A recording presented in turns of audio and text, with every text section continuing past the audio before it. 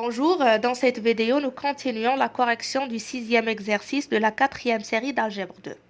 Dans cet exercice, on cherche à calculer dimension de vecteur de f en utilisant les déterminants. Alors, dans la vidéo précédente, nous avons rappelé la relation qui existe entre dimension de vecteur de f, le rang de f et le rang de la matrice M associée. Donc, nous allons utiliser cette égalité pour déterminer la dimension de vecteur de f. Dans le deuxième exemple de l'exercice 6, nous avons f, c'est le sous-espace vectoriel engendré par la famille P1, P2, P3. C'est un sous-espace vectoriel de E qui est égal à R3 de X. C'est l'espace des polynômes de degré inférieur ou égal à 3. Ici, P1 c'est égal à 2 moins 5x plus x carré moins 4x cube. P2 c'est égal à 3x moins 4x carré. P3 c'est égal à 1 moins 3x. Alors, la base canonique de E, c'est-à-dire de R3 de x, c'est la base canonique qui contient les polynômes de degré inférieur ou égal à 3. Donc, c'est la base suivante, 1, x, x carré et x cube. Alors, d'après ce rappel, dimension de vecteur de f, c'est le rang de f et c'est le rang de m. Donc, on cherche tout d'abord à calculer le rang de m. Donc, j'ai écrit ici en A, le rang de f, c'est égal à le rang de m, avec m et la matrice associée à la famille qui engendre le sous-espace vectoriel f.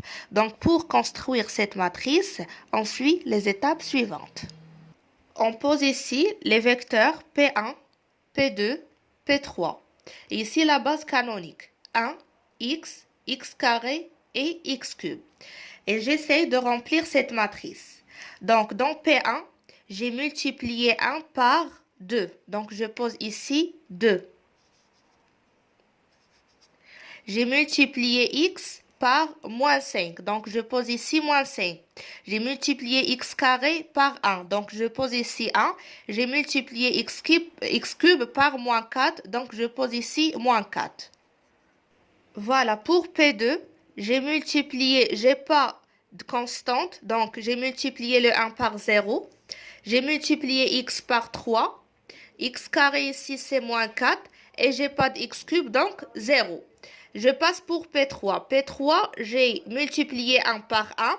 X, j'ai pas de X, donc j'ai multiplié par 0. Pour X carré, j'ai multiplié par moins 1 et j'ai pas de X cube, donc j'ai multiplié par 0. Alors comme ça, j'obtiens la matrice M associée à F. Maintenant, pour déterminer le rang de cette matrice en utilisant les déterminants, il faut tout d'abord voir dimension ou bien voir la matrice M appartenant à quel espace. La matrice M, elle a 1, 2, 3, 4 lignes et 3 colonnes. Donc, appartenant à M, 4, 3. Alors, on cherche minimum entre 4 et 3 pour calculer les déterminants extraits d'ordre minimum entre 4 et 3. Donc voilà, on a M appartenant à M4, 3. Donc on calcule les déterminants d'ordre minimum entre 4 et 3, c'est-à-dire d'ordre 3. Et on essaye de voir est-ce que l'un de ces déterminants d'ordre 3 est différent de 0.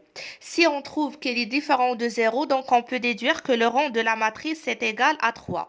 Si on trouve que tous les déterminants d'ordre 3 sont nuls, alors dans cette situation, on passe pour calculer les déterminants d'ordre inférieur strictement à 3, c'est-à-dire d'ordre 2.